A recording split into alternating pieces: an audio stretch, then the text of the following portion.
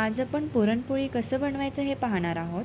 तसं तर ही रेसिपी झटपट होणारी नक्कीच नाही, पण चवीला खूप खूप मस्त असते.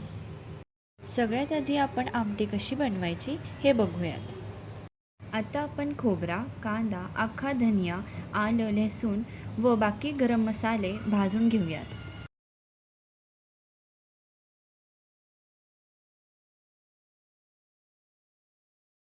मग याचं वाटण करून घ्यायचं. मग मोहरी, कढीपत्ता, जिरा यांचा तडका लावून घ्यायचा. मग आधी सांगितलेले मसाले टाकायचे.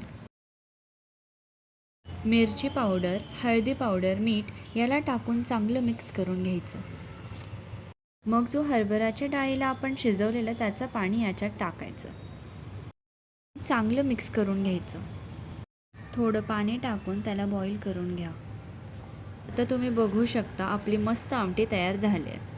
आता आपण पुरणाची रेसिपी बघूयात. सगळ्यात आधी आपण एक वाटी हरभरा डाळ मग त्याला चांगलंपणे धुवून शिजायला ठेवायचे. मग पुढे एक वाटी गोड घेऊन त्याला घासून हरभऱ्याच्या डाळीला चांगलं मिक्स करून घ्यायचं. आता जायफळ आणि इलायची पावडर घासून टाकूयात. याचं वाटण करून घ्या आणि मग तुम्ही बघू शकता आपली पुरण तयार झाले. मग आता तुम्ही पोळीत पुरण भरून लाटून घ्या.